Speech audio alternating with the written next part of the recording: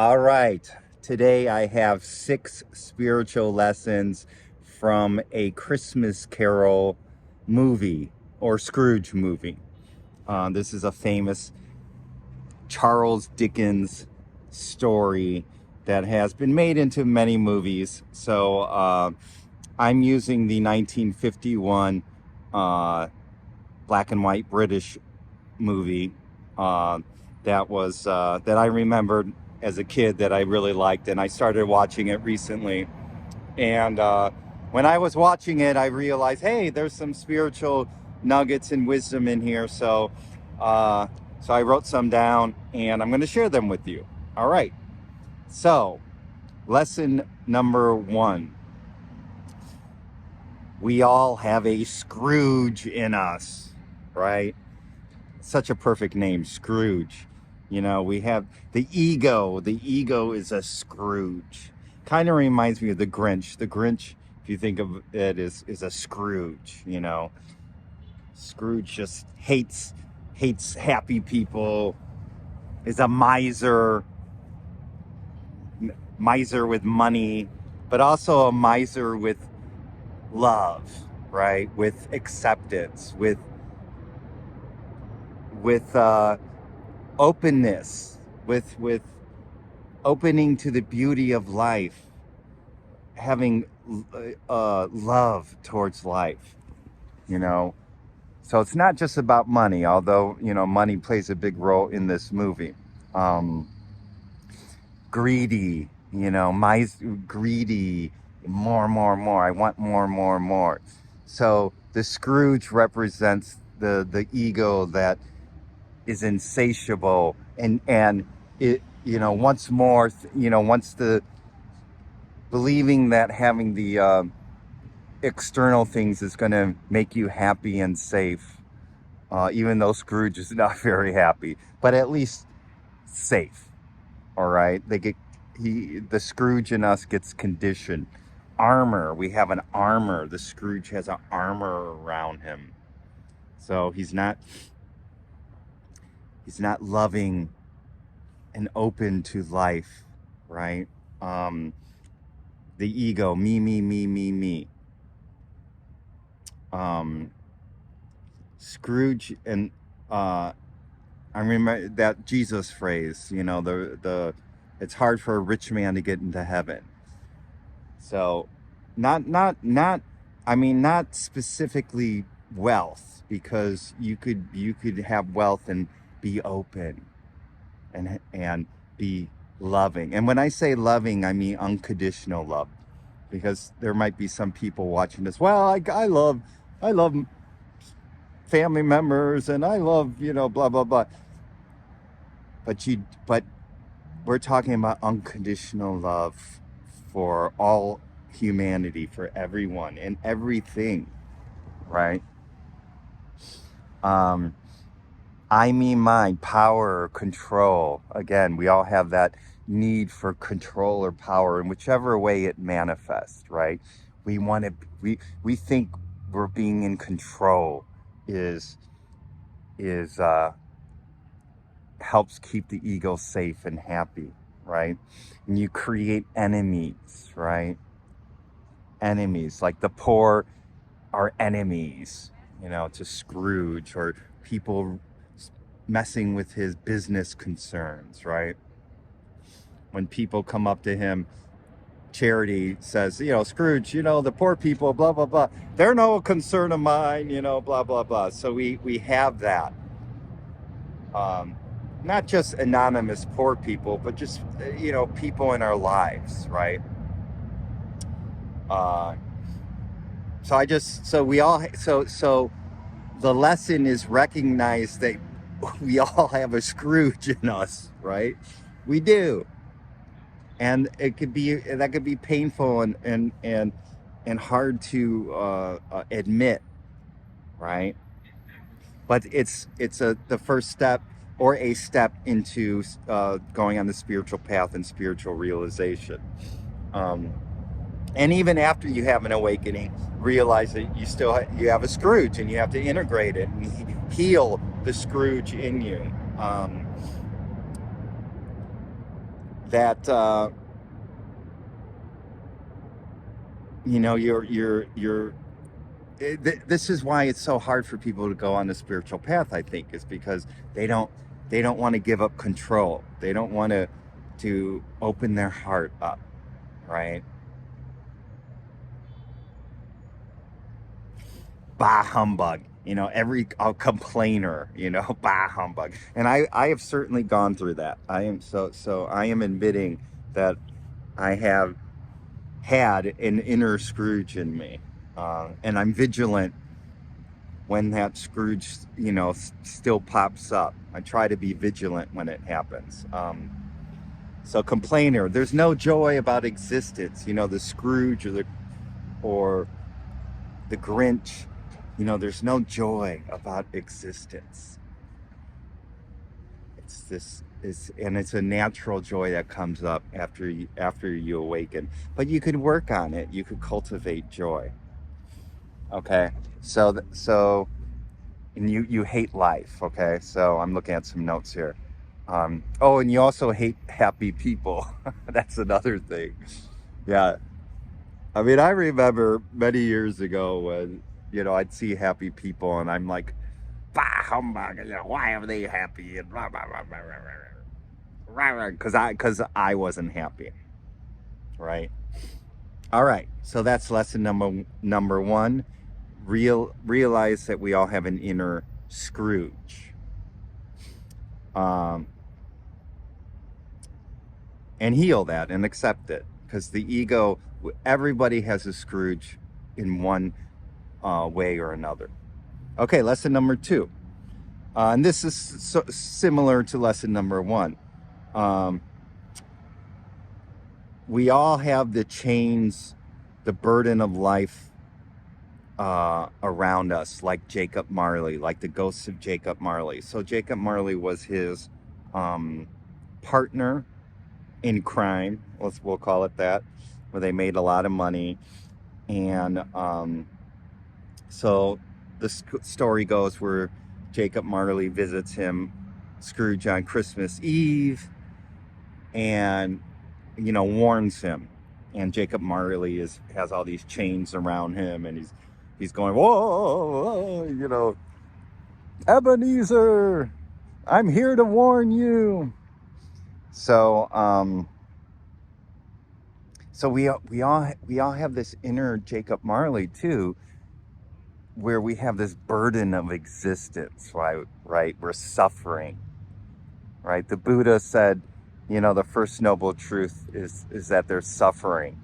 Basically, we're all the burden of existence, where we all carry the metaphorical chains, heavy chains of burden of existence around us, right?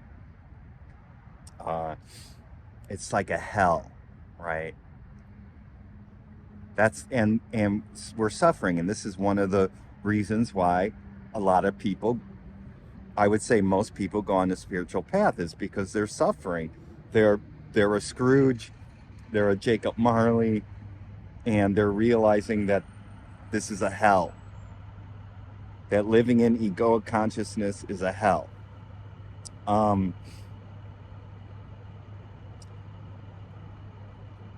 But thank God that that the Jacob Marley in us warns the Scrooge in us. So it's sort of like, thank God that we have and if you're watching this, then you probably have had a Jacob Marley in you saying, you got to get out of this. Because I certainly have. I was suffering, and I was like, this life sucks, me.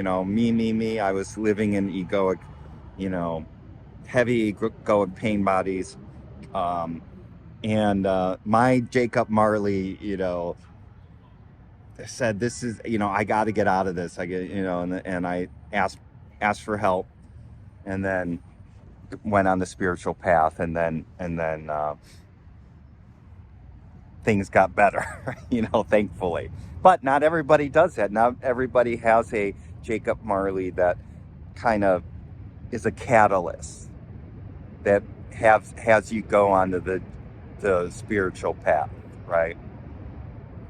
That says you're going to be visited by three ghosts. Basically, the metaphor is you are going to.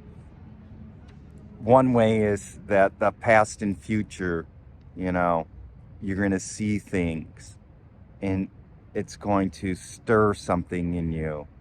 Past, future, and present ghost. Um, and that's the beginning of your spiritual journey and the beginning of the end of egoic consciousness. Beginning of the end of, living in this hell realm, right? Of egoic consciousness. All right, so that's lesson number 2. So lesson number 2 could be summed up is we have an added dimension of suffering, of the burden of existence, and there's a inner Jacob Marley or spirit in us. You could call it source, grace, whatever, that it's like we're ready to make a change, right? Because Jacob Marley's like, I'm because I didn't change my ways, I am forced to live on earth all the rest of existence, eternity, or whatever, right? So it's sort of like, you're, from a Buddhist perspective, you're if you don't wake up in this incarnation, you're just gonna, you know, birth, death, rebirth, living in samsara, being asleep. Okay. All right. So lesson number 3. So lesson 3, 4, and 5, we're gonna deal with the ghosts. Okay. I also just quickly want to point out that although the present ghost in this one isn't really presence, okay, but I do like the idea of the 3 ghosts, past, present, and future, and 2 of the major ghosts are living in the past. We're conditioned in the past. We're not free of the past. And so basically, anger of the past, resentful of the past, or anxiety about the future, fear of the future, right? Or always living in the future. So those are stuff that you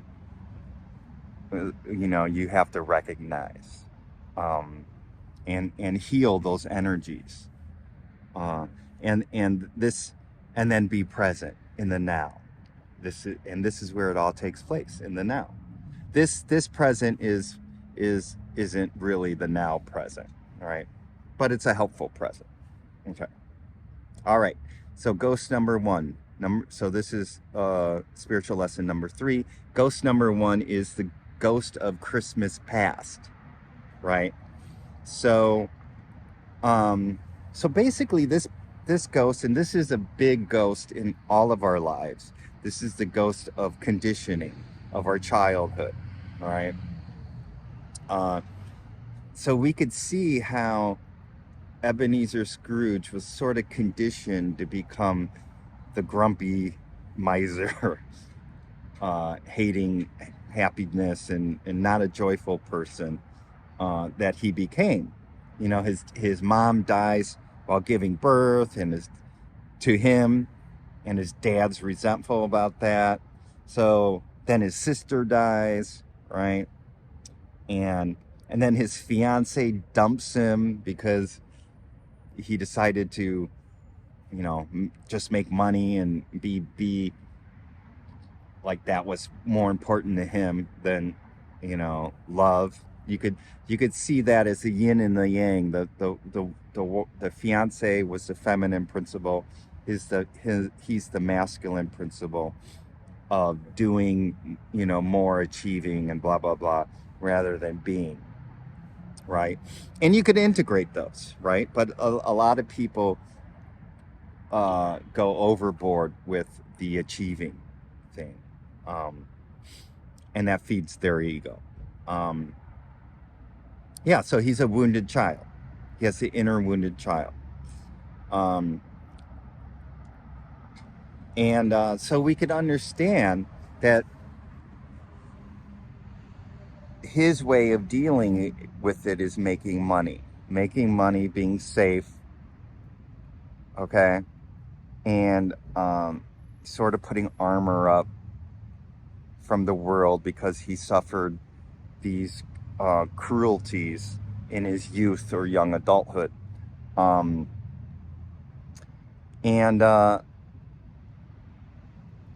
so we all have our sort of uh, childhood traumas, wounded childhood stuff that we just to survive, that we decided to, do these things in adulthood, right? And so there's an innocence about that because, we didn't know better, okay? And, doing work on the past is very important, and it's very hard. Ebenezer Scrooge, when the ghost is taking him back to certain past things, he's like, no, no, I don't want to go back. I don't want, because it's very painful for a lot of people to go back into the past and relive or see things that were very painful, even though they happened, 20 years ago, 30 years ago, 10 years ago, whatever, right? And it certainly happened to me. I didn't want to do it, but I knew I needed to do it to heal it. So lesson number 3 is, be compassionate about your conditioning, you know, and that, and the conditioning of others. And you have to heal it. You have to go into them and heal. And a lot of our shadow aspects come from the past, comes from things that happen in childhood that, we just react to. We end up coming with strategies to survive, right? Okay. So, therapy and whatever healing modalities, but stuff like that can be very important and helpful, okay, to help you even after your awakening, okay? A lot of people think that, oh, once I awaken, it's all going to disappear. No, no, no. For me, it didn't, and for most people I know, it doesn't. Okay, so let's see. When you're trying, yeah, because you're not going to truly be liberated. You won't be truly liberated until you heal those aspects of yourself. Okay. Again, that's why people, even after their awakening, they still get triggered, and they're like, why am I still getting triggered for something? That's because you haven't purified, you haven't cleansed the things that happened to you in the past. Okay.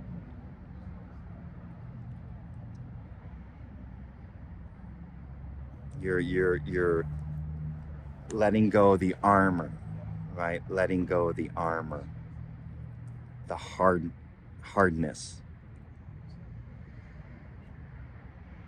All right, so that's lesson number 3. So lesson number 4 is the ghost of Christmas present.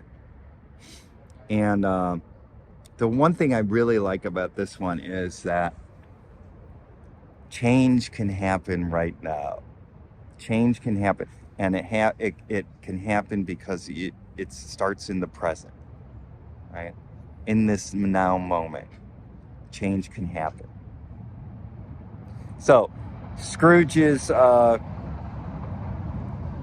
taken by the ghost of Christmas present, and he's shown uh, poor people having fun, enjoying Christmas. His employee, Bob Cratchit, you know, his home with Tiny Tim, and you know, and these people are happy, and he's like, and his nephew, um, Fred, I think his name was. I forget what his name was, but and these people are happy, and he's like, how can these people be happy?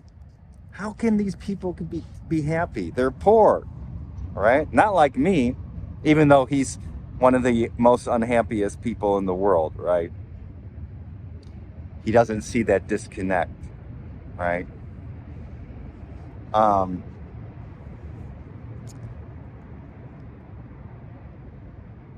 and we learn about Tiny Tim, who's sickly, his leg, he may die. Uh, his nephew defends him, defends Scrooge, even though Scrooge is a miser and grumpy man. So metaphorically, life start chipping away that armor. Life can start chipping away when you're open to it. When you take the heed from the Jacob Marley in you, for to change, to awaken, to learn and grow, right? Because there are many people out there who get the urge, the Jacob Marley saying, hello, McFly, McFly, it's time to change, but they turn their back to that impulse in this incarnation, and in the next one, they'll just have to wait till the next one, right, or the next whatever, right? So the cracks are opening. I just love that in his armor. Um,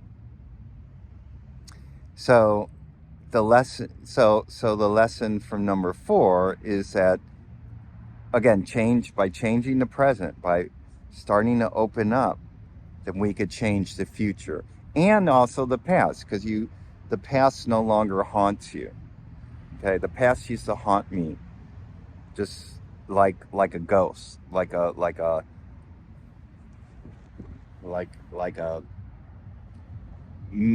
scary ghost, like a horror film. The past used to haunt me, and now it doesn't haunt me. It doesn't haunt me.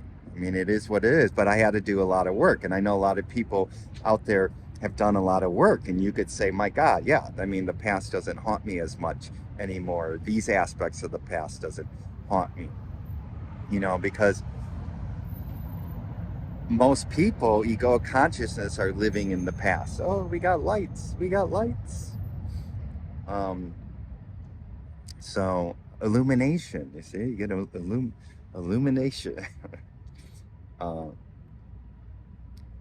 so so I wrote this down. The only way that we could change the future and the past is to be to be in the now, is to radically acceptance of your life right now, radically accept your past, radically accept your past.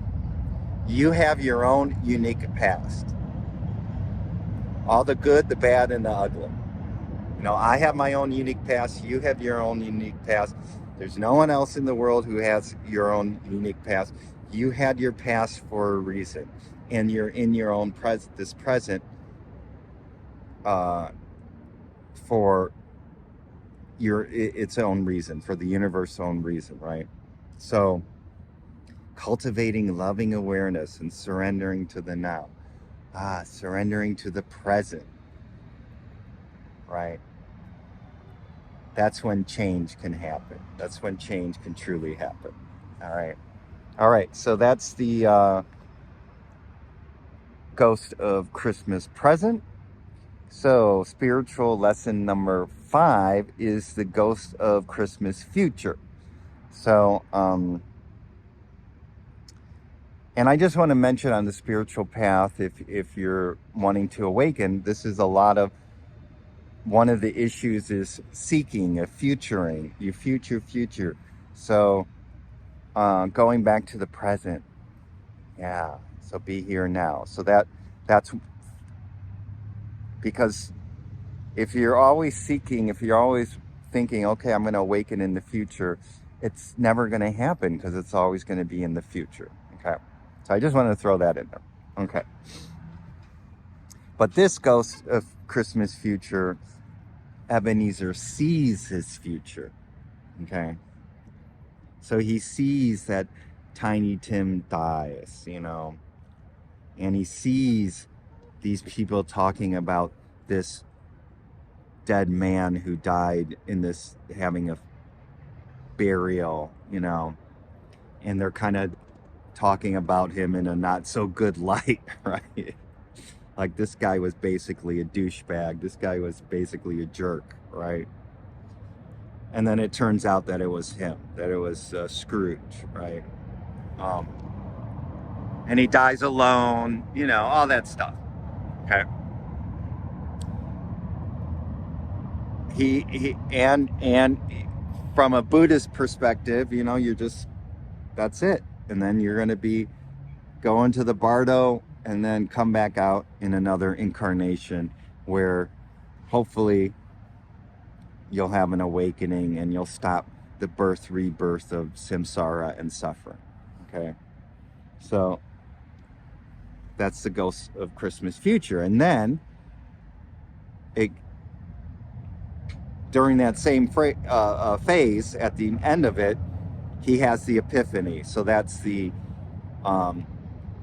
lesson number 6. See, lesson number 6. So metaphorically, and then he has the awakening. So metaphorically, we can go through life and have the ghost visit us. We could use this template, use this story as a spiritual, to help our spiritual awakening, and to deeply realize that our suffering, and just to let go, right? And to let go and surrender to the truth. Let go of the mind, the thoughts, our identity. Let go that we're a Scrooge. Let go that we're a Jacob Marley. Let go that we're a Grinch, right? Because every person in their own way. You see, I mean, I don't know if you heard that, but if you did, you could see that it's people don't even realize that they're suffering. It's like this normal until they have that Jacob Marley saying, "Oh God, God, God." I'm pissed off about this. I'm pissed off about this. So you never know what's going to happen when you're filming a video. But that was a good little example. So, and then he has the awakening. He's like, I'm not that man anymore. I'm not that ego. No more living from I, me, mine consciousness. I'm living from separation consciousness, basically. Basically, Scrooge and Marley are living in separation consciousness, right? Which the ego is. And now it's unity consciousness. And he has that spiritual awakening. I'm no longer the miser, I'm letting go of the armor. So he wakes up in bed. So he wakes up from the dream. I just love that as a really good metaphor for us waking up. So we wake up from the dream of suffering, wake up of the dream of being a Scrooge, of a Jacob Marley. And it's Christmas morning, right? So that's highly symbolic. So you when you wake up, you're birthing it's the birth of Christ consciousness. That's why they call it being reborn. It does feel like you're being reborn to your true eternal self.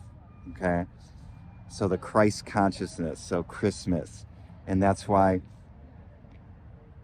there's celebration. He's happy. He's like, get I think the fatted turkey or goose, or and send it to the Cratchits, I think, happen. And it reminds me of the prodigal son story, where the prodigal son went off and returned home, and the father's like, kill the fatted calf and we're going to celebrate because my son has come home. My son has returned home, right? So we all have that returning home when we have an awakening. And the universe celebrates. I mean, if you think about it, every person who has an awakening, there's a celebration, because it's still very rare. More and more people are awakening now, but it's a rare event to the population of people who live on this earth right now. So there's a celebration, and so you want to party, and the angels sing, right? And I guess in Jesus's birth, hark the herald angels sing, and and then he helps Tiny Tim and Tiny, their family, and makes amends with Fred, I think, his nephew, and he's a happy man, sort of like It's a Wonderful Life at the end, where the Jimmy Stewart George Bailey character is my life sucks because I need this money, and then that angel showed him what the life would be without him, and then he returns and he realizes that life is wonderful. And then same thing with Ebenezer Scrooge. He realizes that life is wonderful, so he's open to life, right? And you love life. There's a joy to life, and there's deep radical acceptance to life. It's not like you condone the negative aspects, but you're at peace with it, because you are peace. You are the peace that passeth understanding, and you are the eternal joy that is here right now. So it's like Christmas is every day, right? Christmas is every day. So yeah, so that's what I got. Ebenezer Scrooge. So you can awaken to your true eternal self and shed the Scrooge, the Jacob Marley that you have been burdened with and suffering for this existence, this incarnation, and find your true eternal self by surrendering right now to what is, and giving up the identity of your past and your future, whatever you think is going to happen. Just be here now. Be here now. All right. So that's it. So hope this has been helpful, and love you. And until we meet again next time in the, it's always Christmas, always this celebration of life in this beautiful now moment.